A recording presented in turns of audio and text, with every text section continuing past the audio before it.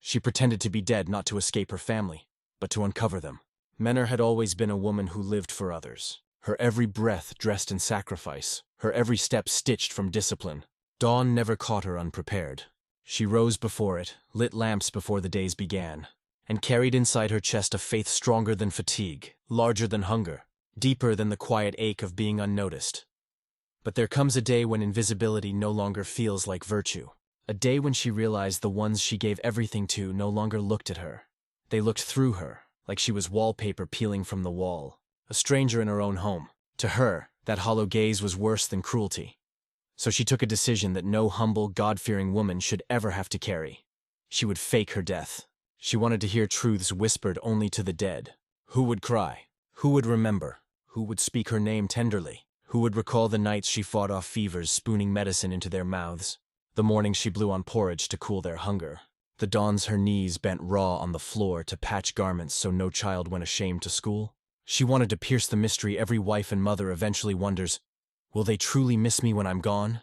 But the theater she built in silence broke her heart with revelations sharper than knives. In that back room where she hid her corpse, under the thin sheet that smelled of cheap soap and damp walls, Menor unearthed betrayals her living ears could never have borne. Not whispered truths of sorrow, not longing, but indifference and disdain. That night she learned she had already been dead to them, long before her sheet in silence, and here begins this story. Oe, her husband, came home dragging his slippers across the floor like a man who carried no urgency, no grief, only boredom. He expected the spice-clad smell of her stew, the hum of the radio whispering familiar old songs that blurred memory and time. Instead, he was greeted by silence, thick like trapped smoke curling under the ceiling beams. Amma, her loyal neighbor and longtime friend, met him at the door. "She's gone," she said simply, eyes fixed on the ground as if the weight of the words carried stones in her throat. Wei did not stagger, did not shout, did not beg explanations. He did not rush to see her, did not demand one last look at his wife's face. He lowered his head in weary disinterest, turned his back, and retreated into their bedroom. The sting of his slippers trailed behind him until the silence shattered again. Click. The lock. And then it came. The rich sound of glass. A bottle. A cork turning loose. The seal breaking open. A liquid, aged and treasured, poured. It was the bottle he once swore he'd keep for a special day. Some celebration that never came. He poured it not for love recalled or grief endured, but for relief released, as though her absence was the liberation he had always thirsted for. From her corner, stiff under the sheet, Menor heard everything. Not prayers, not her name called into the rafters. Just gulps, the sound of alcohol sliding down his throat. He did not summon his children to join hands, to whisper thanks over her spirit, as faithful men do. Instead, he drank deeply, tilting his neck back, eyes likely shut in satisfaction, sighing as though life had finally loosened its chokehold. That sound cut her soul like jagged metal. The bottle's cork was his testimony, the drink, his confession. She had been nothing but a burden to him. When the children arrived, the wound dug deeper. Their steps were hurried, not by grief but by habit. No flowers in their arms, no candles trembling in their palms, no gestures of respect. They entered like strangers dropping bags at a transit stop. The eldest, Kojo, stepped straight past, his mother lying just there under a white sheet, and went off to the hallway, his nose in the glowing glass of his phone. Not one pause, not one breath of hesitation. The daughter, Essie, gave one cursory glance. Her gaze lingered on the sheet the way one glances at an old rag drying in the sun. Her hands dove back into her purse, clicking and snapping brushes and lipsticks. She had more interest in painting her lips than speaking her mother's name. Menor clenched her jaw against the sob curling inside her. The rough texture of the sheet pressed into her damp, trembling face. Its smell of soap mixed with sweat. She thought, this was the cloth of my life. Ordinary, cheap, useful only until replaced. Underneath it, her heart thrashed, screaming unseen. Only her little grandson was absent. That was the only mercy of the night. His innocent eyes spared the deformity of what his family had become. From the kitchen, sound of cutlery, of fork scraping, rice scooped. Kojo, filling his plate with the Sunday dish, rice with fish. A meal Menor used to stir with patience, infusing not just spices but memory into every grain. Tonight, it meant nothing more than food to fill the belly before divvying what remained of her life. She heard their muffled giggles in between bites, laughter dressed in heavy masks, Mourning meant to fool the neighbors beneath their scrutiny. Mourning that held no incense, no psalm, no candle flame. Her sheet-covered body remained untouched, like a piece of old furniture too heavy to move, left to molder in the corner, out of place. Under the sheet, her mind ran back through decades. The nights she burned her knees scrubbing floors with ash and hot water until bone ached. The mornings when she sent them to school smelling of soap, heads high while her back bent low. The afternoons in market sun, hawking vegetables until her skin split, only to buy them notebooks, shoes, books. Was all that sweat just mist now?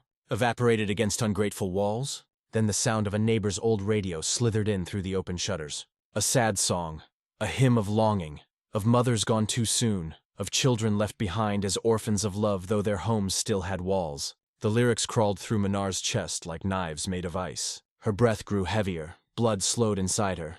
She understood fully then. To them she was never root, never heart, never story. To them she was only task, only hand, only body. Night fell slowly. Stars fought shyly into the black. Outside, crickets argued and dogs barked in the shadows. But inside, no one lit a candle. No one prayed aloud. No one gathered stones of memory to weigh the silence with honor. Oe kept drinking in his room. Essie sprawled on the couch, thumb running across her phone. Kojo leaned against the gate, laughing into the night with someone outside. Each laugh she heard was hammers raining on her coffin.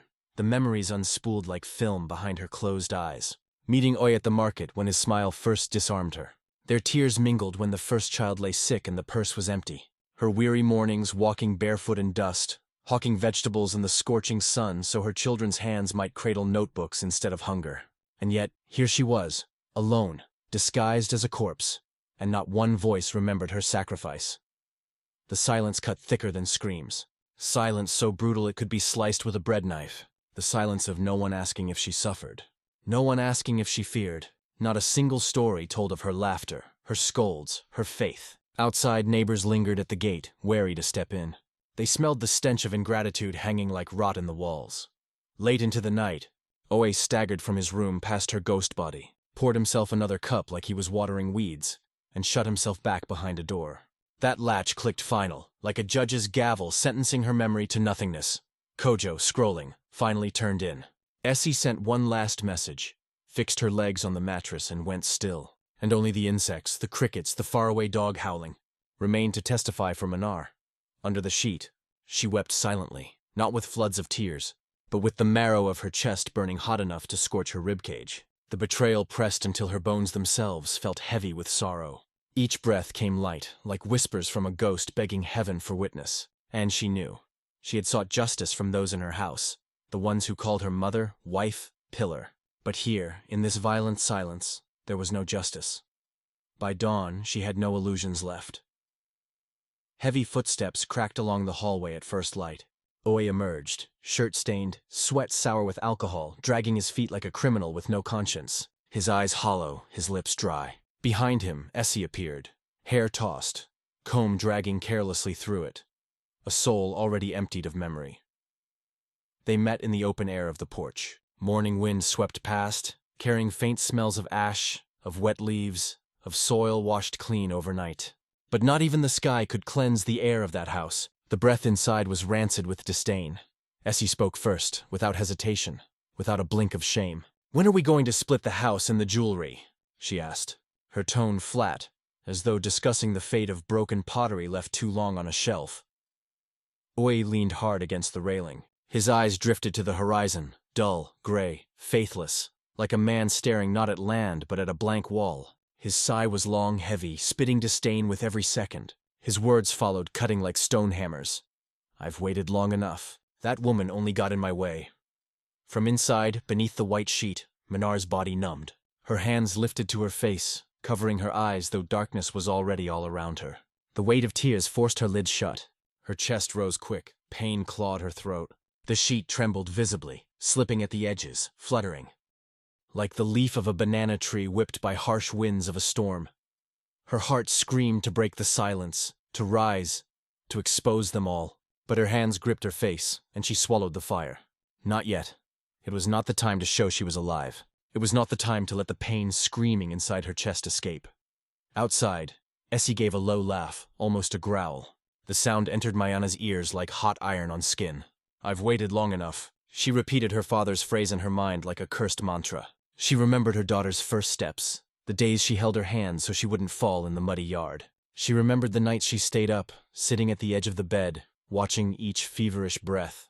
Everything felt so distant now, so irrelevant to that woman who was now plotting to divide the inheritance before the final goodbye.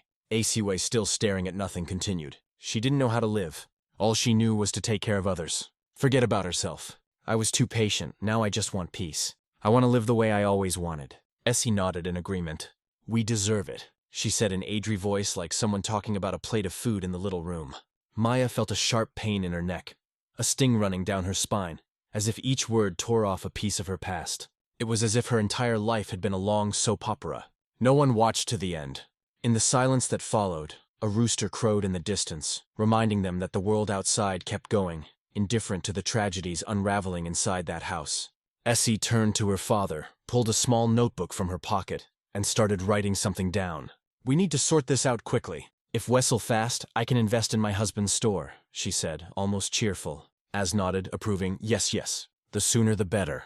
I don't want anything that reminds me of her anymore. Not these cloths, not those old photos on the wall. I want it all gone. It was there in the middle of what should have been a sacred conversation that Maya realized love, when not nurtured, turns to dust. What was once a home becomes a market. What was sacrifice becomes a joke. What was blood and tears turns into numbers. In the little room, her heart beat so hard it felt like it would rip the seams of her chest. She remembered the prayers, the knees bruised on the cold floor, the dawns spent awake taking care of the children. She remembered the parties she prepared with such care, the special dates that only she seemed to remember. Dot in the background. The sound of a car driving down the street brought back the scent of life outside. A life Mayana never had time to live because she was always too busy loving those who didn't know how to receive it.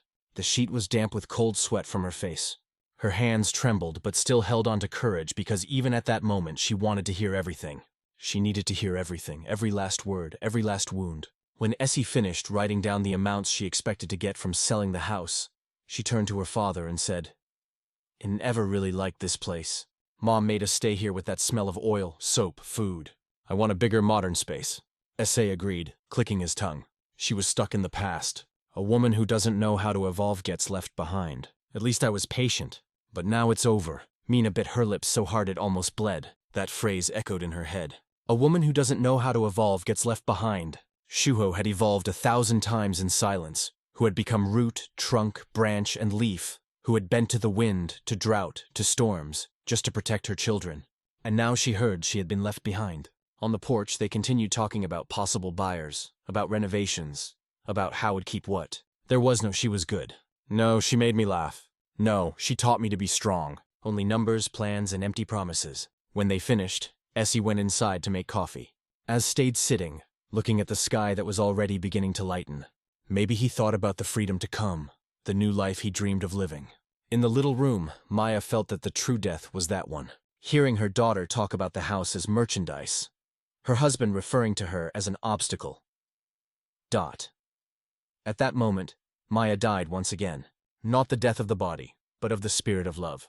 And even so, something inside her resisted, because the truth, even when it rips the skin, is also a seed, and manner and silence was already starting to plant the courage that would soon bloom when the sun truly rose, lighting up every piece of the lie they carried in their chests. The sky was still pale when Oe stepped out again, now wearing a different shirt, clean ironed as if he were going to meet someone important. The strong smell of soap mixed with the leftover alcohol from the night before, but he didn't seem to care. He walked with purpose, chin up as if carrying in his chest a victory no one else could contest. From the little room, Maya noticed the movement by the creak of the front door. Az looked from side to side, making sure no neighbors were around to hear what they shouldn't. He walked to the gate, his firm steps cutting through the packed dirt in the yard. There, he paused for a moment, holding something in his pocket. The morning silence was interrupted by a faint meow from a cat on the wall. Like a warning, a quiet lament. Shortly after, a young woman appeared, wearing a tight skirt and a light blouse. Here, neatly done, bright red lipstick. She approached quickly, glancing over her shoulder, anxious, as if carrying a heavy secret in her arms. Wei opened the gate with a quick, almost nervous move, and pulled her inside, but not too far. Just into the shadow of the porch, standing there face to face, he held her hand tightly. "Mina," peeking through a crack in the little room, could hardly believe what she saw. His fingers intertwined with hers like someone clinging to an old promise. He reached into his pocket, took out Asmol metal key, and handed it to her with a smile Mayer hadn't seen in years. "Now we're free," he said, his voice low but filled with restrained euphoria. "All this will be yours. The house, the land, the money. You won't have to live hidden anymore." The woman smiled, revealing white, perfectly aligned teeth. Her eyes sparkled with ambition, not love. She looked at the key as if it were buried. Treasure, ran her hand over it gently, almost as if caressing a newborn child. "I waited so long, Issei," she replied in a tone that mixed desire and urgency. "You promised it would be quick. I'm tired of being the hidden woman, tired of being a secret." As cuped her face in his hands, pulled her closer and whispered, "It's over now. The old woman is gone. We'll start from zero just like we dreamed." In the little room, Maya held her breath. The sheet almost slipped from her hands. Her chest felt like a bonfire burning in a strong wind. That wasn't just a physical betrayal. It was the dismantling of an entire life built with sweat and faith. Oe wasn't just trading wives. He was erasing history, tearing up memories, spitting on the table where she had so often served him with devotion. The young woman ran her hand down O's arm, pulled him closer, rested her head on his shoulder as if nestling into a victory. "Tomorrow we'll take down those old photos from the walls," she said. "I want to hang our portraits, our memories here. I want this house to breathe our love." Our love, I say, repeated with a wide smile Mayer hadn't seen since their wedding day. It was the smile of a man who felt no guilt, who no longer remembered the altar, who no longer heard the midnight psalms. Quietly, Mina felt her body tremble. Every word was a thorn driven into her flesh. She remembered the birthdays when she decorated the living room with simple flowers, the cakes she baked with carefully rationed flour, the days she sold cassava by the roadside to buy cheap perfume just to please A. Now all of it was dust. He never cared, never kept it. The raw, brutal truth was there on the porch in those passionate looks and promises of a future she would no longer be part of. The woman glanced around, afraid someone might hear, and asked, "And the children? Won't they find it strange? Won't they fight for what's theirs?" Az let out a short, dry laugh. "They want to sell everything. They're on my side. To them it doesn't matter. They're already planning trips, business deals. There'll be no fight, no drama." At that moment the ground vanished beneath Maya's feet. Not only was her husband betraying her, but the children were also ready to negotiate her memory. There were no bonds, no roots. There was only a silent battlefield where everyone carried a hidden knife. In their words, hugged the woman tightly, like sealing a pact, kissed her forehead, and said, "You're the new owner of all this. Trust me, I waited too long to live the life I wanted."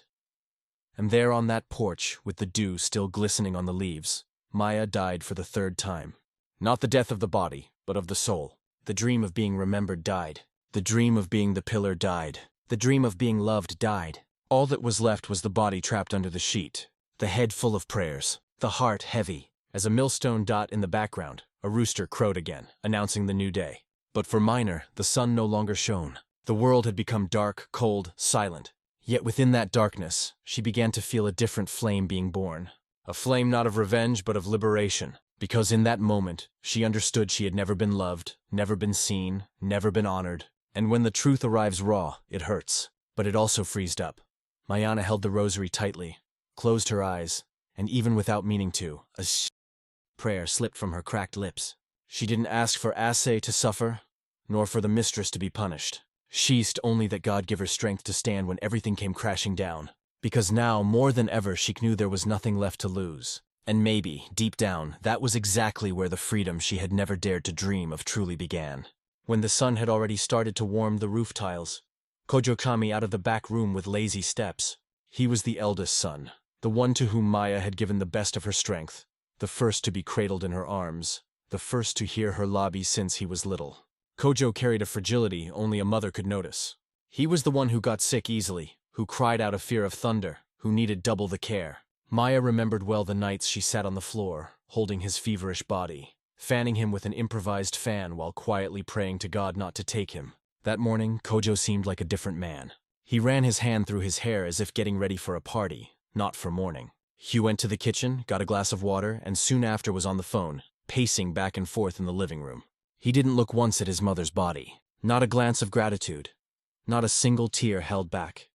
His silence was sharper than any hateful word. In the little room, Maya listened to every word as if they were knife blows. Kojo spoke loudly, without ceremony, without fear of being heard. Can I sell my share of the land already? I want to travel before the end of the year, he said in an almost cheerful tone, like someone talking about an unexpected gift. On the other end of the line, a laugh could be heard, a male voice encouraging him. Do it soon, Kojo. Enjoy life. Don't just sit there looking like a sad widower. Kojo laughed. A light laugh without weight, without past. I've wasted too much time, he continued. The old woman just held everything back. Never let us live how we wanted. Now I can invest, travel, breathe. In the little room, Maya closed her eyes. She remembered when Kojo cried because he didn't want to go to school without new shoes. She worked 3 straight weeks sewing for others, washing neighbors' clothes, saving every coin. When she finally managed, she handed him the pair of shoes, and saw for the first time that wide smile on his face. The same smile that now returned, but for such a cruel reason. Kojo walked around anxious. If I sell my part quickly, I can buy a car. I could even start that business I always wanted. I'm not going to miss this chance. On the other end of the line, his friend encouraged him, excited. It's going to be your year, Kojo. You deserve it. Don't look back. Don't look back. That phrase echoed in Mayer's head. Don't look back meant not remembering who held his hand during fevers, who knelt in silence, asking for his healing, who shared the last spoon of porridge. Don't look back meant killing his mother before even burying her. Kojo hung up, sat on the couch, and started calculating. He tapped on his phone, wrote down numbers, made plans. Noters, no heavy size, nothing. It was as if Mayer were just some old woman with no ties, no roots. That moment felt like watching her son rip out her heart and sell it to the first bidder. Mayer trembled. She didn't know if it was from sadness or anger. Maybe it was both. A pain that rose through her legs and burned in her chest. She remembered when Kojo came back from school crying because they teased him for wearing a patched shirt. She stayed up all night sewing so he'd have a new shirt the next day. She remembered the tight hug he gave her when he passed his final exam. Now all of that was dead. The eldest son, who was once her pride, now spoke of her as if she were a burden, an obstacle blocking his path. To Kojo, his mother wasn't a living story. She was a barrier, a hindrance to his future. From the bedroom, Asai appeared at the door. He looked at Kojo, nodded approvingly. No words were needed. The deal was sealed in silence. The 2 men of that house were united not by pain, but by greed. Kojo stood up and said, Dad, I'll go out later to talk to a broker. I want to list it right away. If it sells well, I can start my new life in another city. As smiled. That smile May knew well. It was the smile of someone who thinks they've won, who fools everyone, even themselves. The smile of someone who thinks freedom means breaking ties, forgetting stories, turning their back on the person who built every brick of that house. In the little room, Maya clutched the rosary to her chest. She felt the beads graze her sweaty skin as if each one were a thorn, reminding her that faith also hurts. Every prayer seemed to get lost in the air, yet she kept going. She kept going because her silence wasn't cowardice. It was resistance. It was the strength of someone who carries the world on her back. And even when betrayed, doesn't forget to thank for every breath. Outside, Kojo left, slamming the door hard. The sound echoed through the hallways, shook the walls, woke the ghosts of the memories Maya held. When she heard the door, her heart faltered for a moment. It was the final sound of a farewell that had started long before that morning. In the silence that followed, Mana realized that Kojo hadn't just given up on her. He had never really been by her side. The boy who was once fragile and dependent had become a cold, hard man, blinded by his hunger to possess. There was no room for love in a bank account. There was no room for memories in a sale contract. There, in the suffocating little room, Maya understood that even though she had never let them lack bread or affection, she was alone. And in that raw loneliness, true love revealed itself in the emptiness. 'Cause sometimes it's in the coldest silence that we hear there'll sound of souls. And in that sound, Mana heard the truth she had always feared. To Kojo, she was no longer a mother. She was just a door to be closed and closed in a hurry. As the morning advanced, the house began to fill with sounds that had nothing to do with mourning. There were restrained laughs, hurried footsteps, low voices trembling, more with excitement than with grief. In this coming and going, Mana heard the bedroom door slam open. It was Awa, her daughter-in-law, Kojo's wife, who entered the room where Maya's body lay covered by the white sheet. Ai had always been a woman with a loud laugh, firm steps, and eyes that scanned everything as if appraising the value of each object. From the start, Maya had welcomed her with an open heart. She remembered the times Ajoa came home tired, her legs swollen, and she would massage them with shea butter, whispering prayers for God to bless the Tunyan. She remembered the meals she prepared just for her, the beautiful fabric she saved to sew a dress when she heard about the pregnancy. But none of that seemed to have taken root in a DJ Adot in the bedroom. Ajoa began opening the wardrobe. She ran her hands over Mina's clothes as if picking fruit at the market, shoved the drawers roughly, pulled out the boxes from under the bed. From time to time, she let out a laugh that echoed through the halls. "Look at this, everyone," she said, laughing into her phone camera. "Looks like an old village grandma's clothes. Such rags." In the little room, Miana felt her blood freeze. The sheet covering her seemed to weigh tons. Each word from Arjur was a whip. But Arjur wasn't content just to look. She began trying on the dresses. She twirled in front of the mirror, striking poses, showing everything to her friends. On a video call, look. "Now I'm the queen of the house," she screamed, holding up an old necklace that Maya had cherished so dearly. That necklace had been a gift from Maya's mother, passed down through generations. It was more than jewelry. It was a root, a story, a silent prayer. Ajoa put it around her neck and laughed out loud. "Now this has a real owner. The old hag won't get in the way anymore," she said, adjusting the necklace on her chest. On the other end of the call, her friends laughed, clapped, made jokes. Maruna bit her fists to keep from screaming. The salt of her tears burned her eyes, but she held on. There, in the dark, she remembered the nights she stayed up waiting for Ajoa to return from outings, worried, praying she'd get home safe. She remembered when Aur cried after being humiliated by her own mother. And Maya opened her arms, gave her shelter, gave her a home, gave her a name. Now Ajoa seemed like a child playing with dolls. She threw fabrics on the floor, rummaged through perfumes, opened little boxes of keepsakes as if they were trash. "This is worthless. All old-fashioned. All tacky," she said, kicking aside a pair of sandals that Mana had saved since her wedding. Ajoa paused for a moment in front of an old photograph. It was a young man next to Oe at their first harvest festival. In the photo, she smiled, her eyes full of hope. Oho held the photo with disgust, analyzed it, curled her lip. Such a boring old woman. "I don't know how they put up with her for so long," she murmured. Then she tossed the photo on the bed carelessly, as if it were a dirty piece of paper in the little room. Mayor whispered prayers. She asked God to hold her heart to not let her soul break completely. Between one whisper and another, she remembered her mother's words. "Those who don't know how to be grateful lose even what they have." But there, facing raw ingratitude, Maya saw that Ajo had already lost everything before she even gained anything. She had lost her soul, her honor, her memory. Ayo continued her silent party in the room. She tried on necklaces, bracelets, long dresses. Each piece was an excuse for more laughter, more jokes, more cruel comments. When she found a box of old letters, the ones Maya had kept like tiny treasures, she started reading them out loud, mocking the simple words of love she had once exchanged with Ore. "Look at this," she wrote like a silly girl. "My love, take care at the market. Come home early. I pray for you every night." How pathetic, she mocked, showing the camera. Deep down, Oja wasn't just laughing at the letters.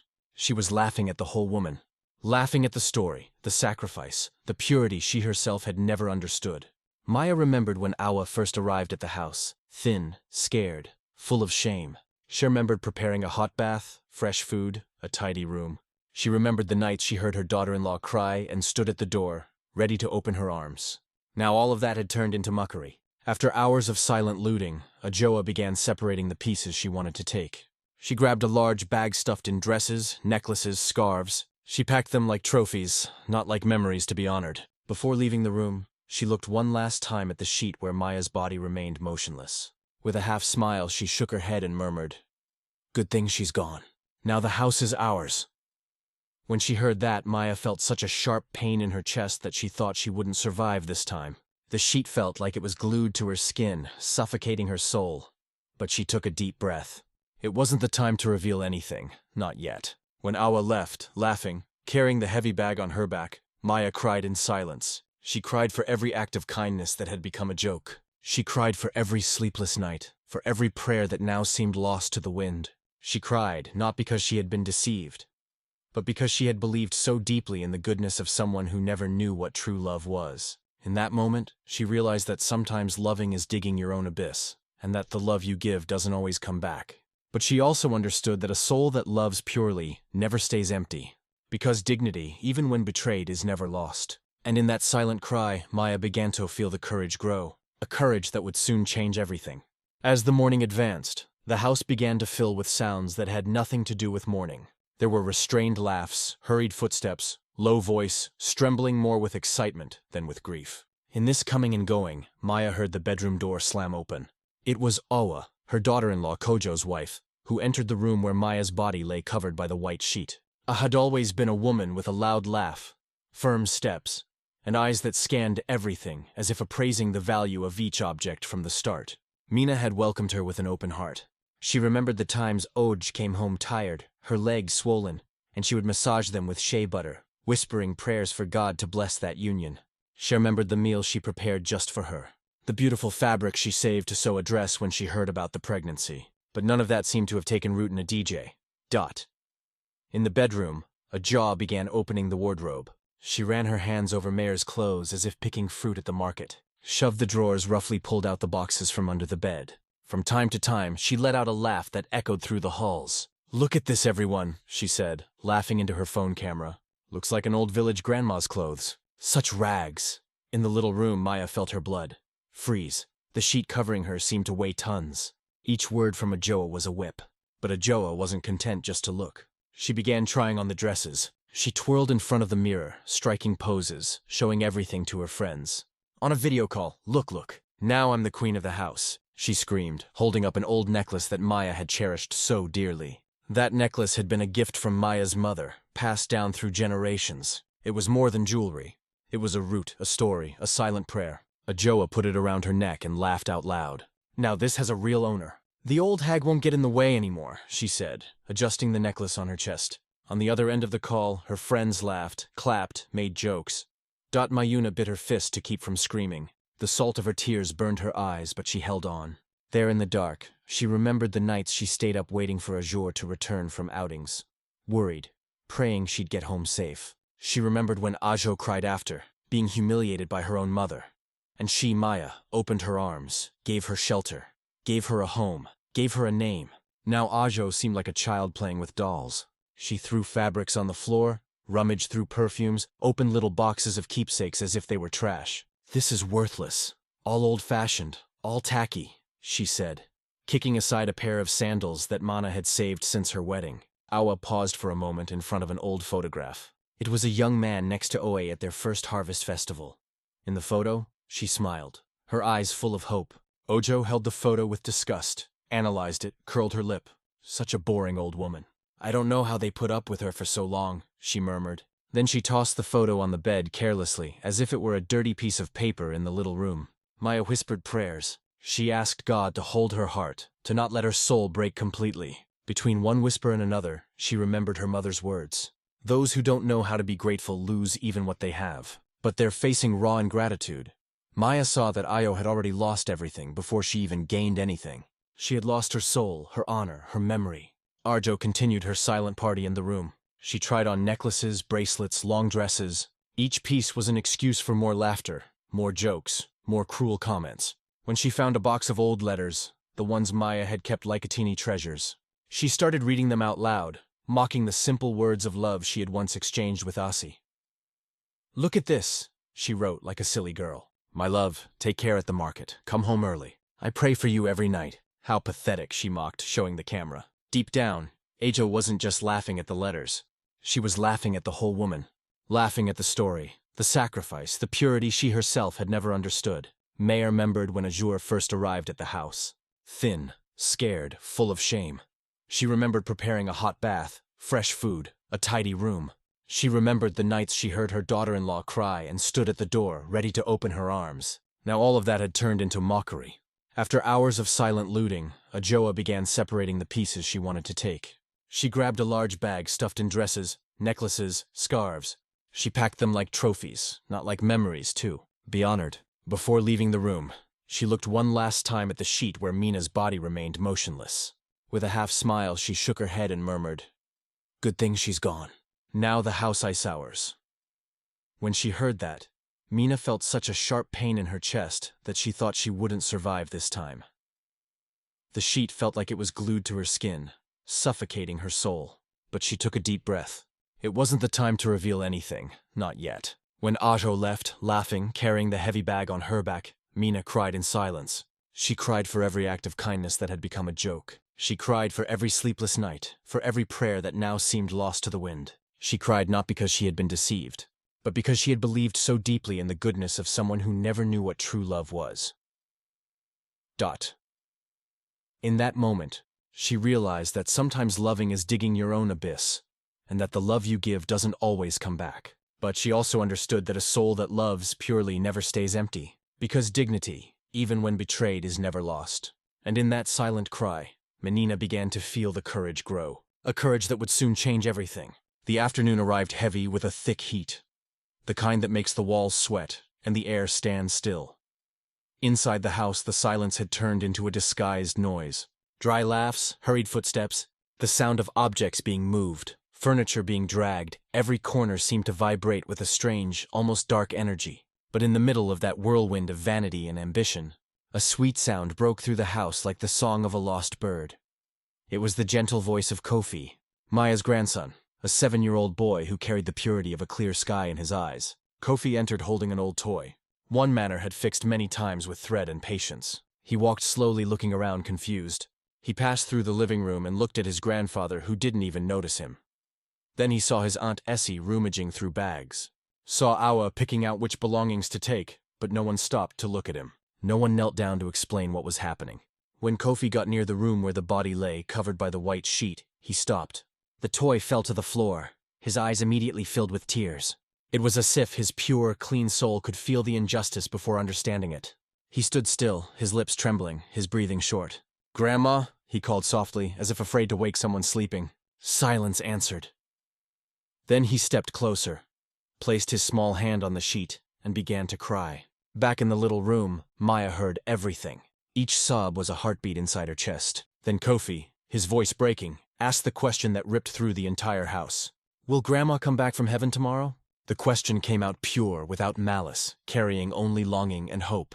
It was as if someone had screamed in the middle of the darkest night. His father, Kojo, appeared behind him, irritated, holding his phone. He pulled the boy's arm roughly. "Shut up, boy! She's never coming back!" he shouted. The shout echoed off the walls, made Kofi's toy bounce on the floor. The boy tried to resist, crying loudly, reaching his arm back toward the room. "I want Grandma. You want Grandma." He screamed as if pulling a root from the earth. Kojo, furious, dragged his son away, trying to silence the cries. At that moment, Maya felt her heart shatter into pieces.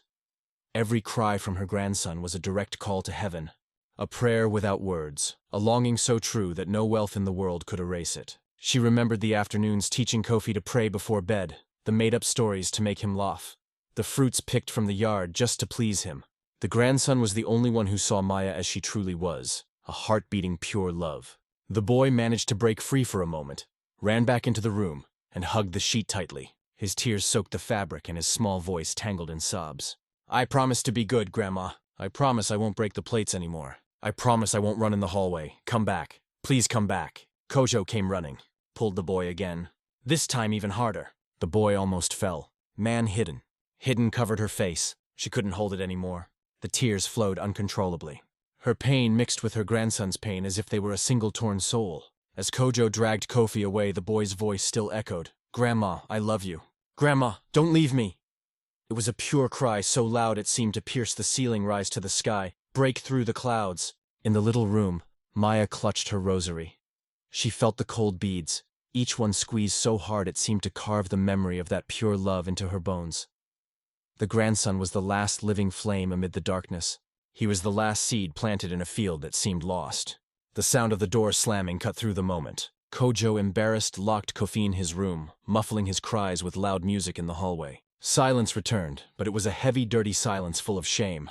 There remained understood that even in a field of thorns, a flower always blooms. Kofi's love was that flower. His question, "Will Grandma come back from heaven tomorrow?" was more than a child's plea. It was the only true lament in that house full of ambition. Maya pressed the rosary to her chest, closed her eyes, and let the tears stream down her face. In that moment, she promised herself she wouldn't leave the boy alone in that plantation of selfishness. Even if she lost everything, she would not lose his purity.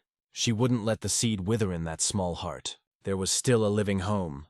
And there in that silent moment a decision was born, because those who can love without asking for anything in return deserve to be protected. And Maya, even betrayed, even scorned, knew that true love once planted never dies. It waits, and in the right time it blooms. The afternoon heat had already begun to soften the clay ground in the yard when Oe came out of the bedroom, carefully combing what little hair he had left and spraying cheap perfume on his neck. He wore a light-colored shirt, the same one he used to wear to village parties.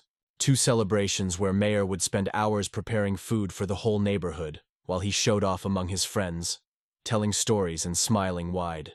But that day, the smile was different. It wasn't a smile of shared joy. It was the smile of someone who thinks they've won a battle without realizing a bigger war is approaching. Oe walked through the house with confident steps, as if he already owned everything completely. He passed the living room and saw Essie sitting with a sheet of paper in her hand, writing a list of household items. "These old paintings, I'm going to burn them. I don't want anything that reminds me of the old woman," she said without looking up. Oe let out a low chuckle, that kind of laugh that comes from the throat without soul. "Tomorrow, I'll take those photos off the walls. Enough of those sad faces all wrapped in cloth and prayers. This house is going to have a new life," he answered. Meanwhile, Kojo spoke on the phone with barely contained excitement. "I'm already closing with the agent. I don't want to drag this out there. The money will come fast. The important thing is to move forward." Hearing this, a sigh puffed out his chest. He felt like a king preparing the throne for the new queen. He walked to the gate and holding his phone started to dial. Soon the voice of his lover sounded softly on the other end. He smiled, looked at the sky as if talking to an angel. "My love, tomorrow I'll introduce you to everyone. We'll throw a small party. No candles, no sadness. We'll mark this house with new joy. You'll be the lady of this house as you always deserved." From the little room, Maya heard every word. Her body felt like stone. There was no more space for surprise, only a cold, deep pain that reached her bones. Oe kept going excited. "I want everything ready. New flowers, special dishes will show everyone that the past is gone. Life is too short for crying." His lover on the other end laughed. "I waited a long time." Or say, "I'm ready. I want to wear that new dress. Walk around this house without fear. Sleep in the main bed. I'm going to tear out every scarf, every old candle, every saint. You'll have it all, my love," he assured her. "This house will be our new beginning. The old woman held back my life, dimmed my light. Now I'm free." Maya, clinging to her rosary, remembered the nights she stayed up waiting for Usei to come back from his wanderings. She remembered the smell of alcohol, the empty stares, the poorly sewn excuses. She always forgave him, always found a new prayer to hold him up. She believed love was patient, that marriage was a strong root. But there, listening to those words, she saw that everything was a facade, a stage. As went back inside and started rummaging through the shelf. He picked up the family portraits, ran his fingers over them, and one by one piled them in a corner. "These memories are no good anymore. I want space for the new," he murmured.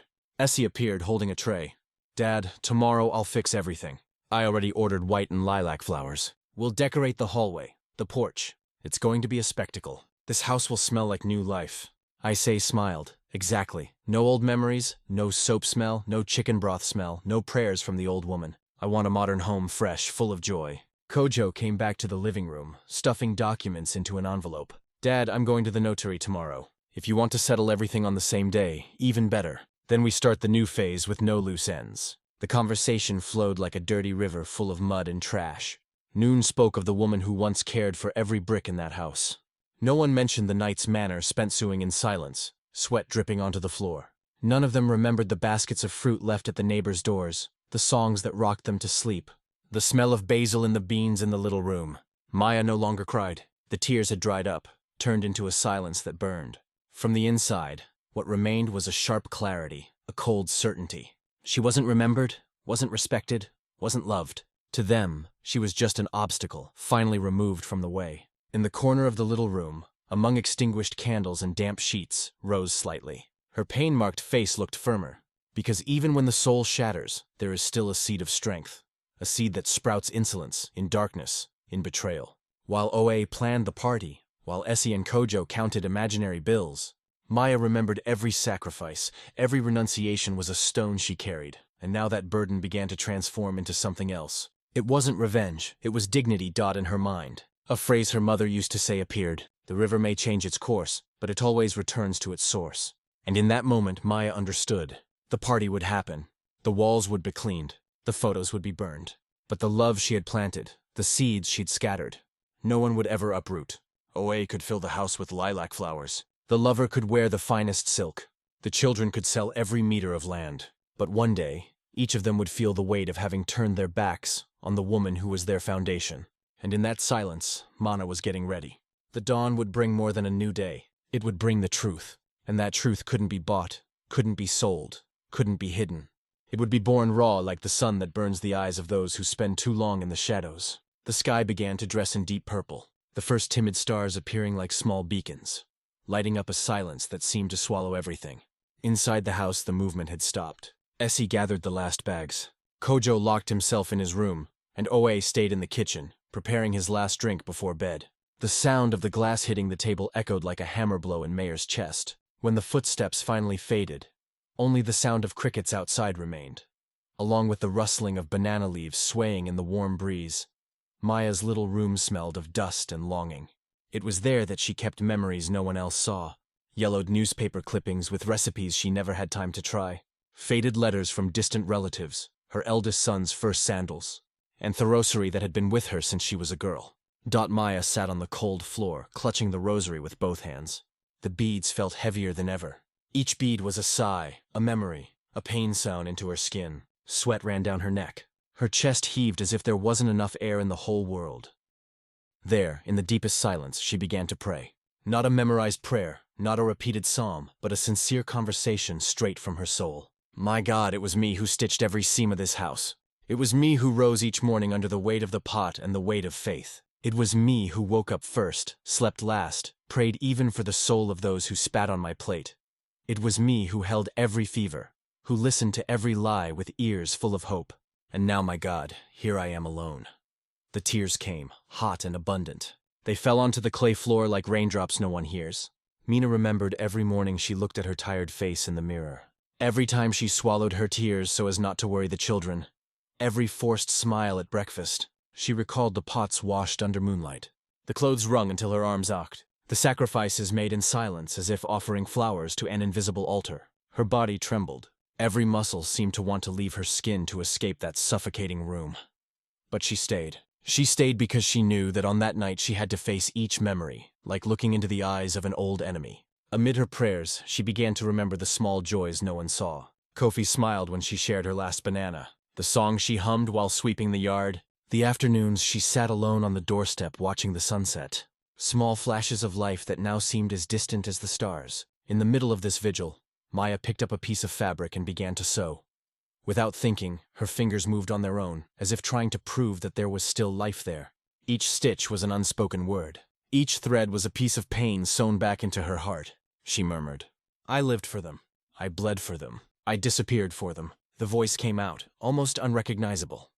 She remembered the last time she looked in the mirror before pretending to die. The aged face, the sunken eyes, the white hairs showing without mercy. There, she wasn't just a woman. She was the portrait of all the accumulated sacrifices, all the sleepless nights, all the wounds swallowed in silence. The wind entered through a crack in the window, lifting the old veil that covered a makeshift altar. The candles were worn down, some broken but still there, like her. Still there, even after everything. In that moment, a strange calm took over the room. It wasn't peace but a bitter acceptance. Maya understood that death doesn't begin. When the heart stops, it begins when no one sees us anymore. When the voice has no echo, when the embrace is no longer remembered. She decided there, sitting on the cold floor with the rosary pressed to her hands, that she would not return to that house as the woman they all ignored. She would no longer be the doormat, no longer the step they used to climb higher. At dawn, Maya wouldn't carry just her tired body, but a living truth. A courage no one imagined still existed in her. The night dragged on, each minute feeling like a year. But in the end, when the sky began to brighten, Mana slowly got up. Her legs trembled, but they were steady. She wiped her face, cleaned the trace of tears. She looked at the rosary one last time and whispered, Thank you for holding my soul tonight. Outside, the roosters began to crow, announcing a new day. A day with no more masks, no more sheets, no more lies. A day when man even shattered would rise whole, because in her soul, despite all the abandonment, something still pulsed that none of them could buy or sell. Dignity. And that dignity, silent like the last thread of light on the darkest night, was now her only armor. The sky began to lighten like a freshly washed sheet, hung on the line, slowly gaining color with the first rays of sunlight. The yard, still damp from the night dew, held a heavy silence, as if it too knew what was about to happen. Inside the house, Oe snored loudly. Kojo slept hugging his papers and promises of wealth. Essie dreamed of parties and new decorations, and Oho turned in bed, tired from so much future planning. In her small room, Maya stood, her face washed, hair tied back anyhow. her body still heavy, but her gaze firm like a rock that had weathered many storms. She held her rosary, now not as a plea for help, but as a memory of every night she had once believed. She opened the door slowly. The creak sounded like thunder in the midnight silence. Mina paused at the doorway, took a deep breath, and then walked toward the living room. Each step echoed on the cold tiles, announcing the arrival of someone everyone believed had already left forever. Reaching the living room, she stopped in front of the wall where the frames were piled up, ready to be burned. She saw the frames, the faces frozen in false smiles, and felt a chill. In the corner, an empty chair where she had often sat to sew in silence, waiting to hear a thank you that never came. Oe was the first to wake to the sound of footsteps. He came out of the bedroom, still groggy, rubbing his eyes when he saw Mia standing in the middle of the room. The glass he was holding fell to the floor, shattering into pieces. The noise woke Essie and Kojo, who came running. Ajoa appeared shortly after, clutching a scarf, her face still swollen with sleep. For a moment no one said a word. The silence was so deep, it seemed to swallow all the sins of that house. Mana's eyes roamed across each face as if seeing them for the first time. She didn't scream, didn't run, didn't throw anything. She just took a deep breath, lifted her chin, and said in a steady voice, heavy with centuries of pain, "I died long before I lay under that sheet." The words hung in the air as if no one knew how to react. Kojo, pale, stepped back. Essie dropped the paper she was holding. Ajo let the scarf slip from her hands, the stolen necklace clattering to the floor with a dry sound. Ace tried to stammer something.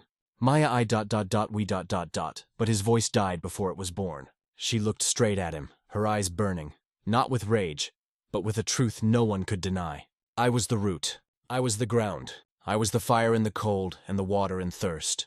And yet I died in your eyes every single day. The silence broke into muffled sobs. Essie began to cry, but Maya didn't even look at her. Kojo leaned against the wall, his face buried in his hands. Ojo trembled, clutching the necklace like a burden. Oe, standing in the middle of the room, seemed to age in seconds. Mana turned toward the hallway, and for the first time since pretending her death, felt her feet firm on the ground. She passed by her children without touching them, like someone walking past ghosts. Dotting Kofi's room, she found the boy awake, sitting at the edge of the bed, his eyes swollen from crying. When he saw her, Kofi ran, throwing himself into her arms with a muffled cry. "Grandma!" She hugged him with all the strength she had left. She ran her hand through his hair, kissed his forehead, breathed in his child's scent that reminded her of happy mornings. "You are the only living soul in this house," she whispered softly, as if it were a secret just for the two of them. Meanwhile, in the living room, the others remained frozen. Shame trickled through the corners like rainwater seeping into a neglected house. Each one felt the weight of their loveless choices. Maya returned to the living room with Kofi by her side, holding his hand tightly. Before leaving, she looked once more at the house. Her eyes swept every corner. The kitchen where she stirred pots with love. The hallway where she sang softly to calm the children. The yard where she planted flowers no one ever watered. She took a deep breath, squeezed Kofi's hand even tighter, and said without needing to shout, "You sold everything. You sold memory, sold faith, even sold the smell of my coffee, but my dignity that you can't buy. Not with the whole world." Asa tried to step forward, but his body wouldn't move. Essie fell to her knees, mumbling words no one could understand. Kojo couldn't look her in the eyes. Adra turned her face away, the necklace clattering to the floor again. Without another word, Maya walked out. The morning wind hit her face like a blessing, a breath of new life. The sky, now completely clear, seemed to smile Aetherdot. At the gate she paused, looked back one last time, and in the silence of her soul, promised herself never to return. Because in that moment, she understood that dying wasn't about closing your eyes. It was living without being remembered with love. And in that same instant, Mare was reborn. A whole woman even if broken. A free woman even if wounded. A woman who despite everything still knew how to hold love in the palm of her hand. And with Kofi by her side, Mare took the first step out toward a new dawn that carried no ghosts. Only the truth. The bitter, yet purifying truth. Like the dew that washes the leaves at the break of day. The dirt path seemed longer that morning, as if each step was a deep dive into her own soul. The sun rose shilly, stretching its rays lazily between the trees, and the birdsong mixed with the muffled sound of the first pots clinking in the neighbors. Houses' Minor held Kofi's hand firmly. The boy walked beside her with small but determined steps, staring at the ground as if still carrying the pain of what he had heard the night before. As they walked, Maya felt the weight of decades sliding off her shoulders one by one. Each painful memory felt like dry leaves along the path. The weight of abandonment, the silence of humiliation, the bitterness of betrayal. All left behind, mixed into the dust, rising with each step. They reached the gate of Kwabena, the faithful old neighbor. The gate creaked, old but holding the dignity of someone who never forgot the value of another's soul. Kwabena sat in his straw chair holding a steaming cup of tea. When He saw Maya, he dropped the cup so quickly that the tea spilled all over the ground. He stood up, eyes filled with tears, and ran to her. "You're alive, ... Thank God," he murmured, gripping her hands like holding a miracle. Maya looked at him with tenderness. There, in those eyes full of truth, she found the only embrace. The world still owed her. Kwabena didn't ask anything. He demanded no explanation. He simply opened the gate and led Maya and Kofi to a small room in the back. Simple but clean. Here you have a place. Here you have respect. Here you remembered. Even when you're not here, Menina looked around. The room was small. The wooden bed creaked. The ceiling had old stains. But there, in that simplicity, there was more warmth than in the entire house she had built with so much sacrifice. The boy looked at her, eyes still full of tears, but now with a new glow. "Can I stay here with you, Grandma?" he asked softly. She hugged him, pressed his head to her chest. "Here, my child, no one will tell you to be quiet. Here, your cry is heard. Here, your love is rude." Back at the old house, neighbors began to whisper. Some said Mayor had come back from the dead. Others claimed it was divine punishment, that those who forget their mother forget their own soul. Asai Siojo and Ojo found themselves surrounded by sharp cutting stares and whispered curses. The respect they wanted to sell disappeared like water under a scorching sun.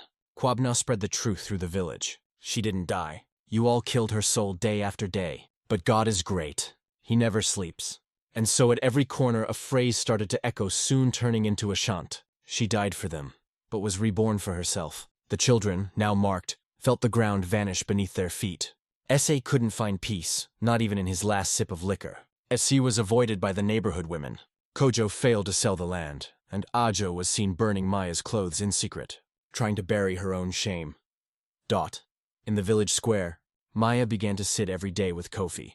She carried a low stool covered with a floral cloth. Kofi would sit on her lap, arms wrapped around her neck, face hidden against her chest. There, among the laughter of children and the smell of fried food from the stalls, she found her own soul again. People passing by would stop and greet her respectfully. Some came closer to hear her stories. Others simply sat nearby in silence, finding peace just being close to her. One day, sitting with Kofi on her lap, Mina looked at the horizon, her face glowing in the sunset light. She slowly ran her hand through his hair, took a deep breath, and said almost in a whisper, but loud enough for the boy to keep forever in his heart, "Dying isn't closing your eyes. Dying is not being remembered with love." Kofi lifted his face, looked at her with big eyes full of sunlight. He smiled as if understanding life in a way only children and those who have suffered deeply can understand. And there in that simple square my Nan knew there was still life to live, not with those who despised her soul, but with the one who carried within him the last thread of purity, the last song of truth as the sky turned pink and orange. Miana felt her heart beat free whole. Because in the end, those who plant love harvest strong roots, and even when everything seems dry, a single breath of truth is enough to bloom again. There sitting with Kofi, she was no longer the ignored woman, the voiceless shadow. She was a whole woman, mother, grandmother, root, and finally,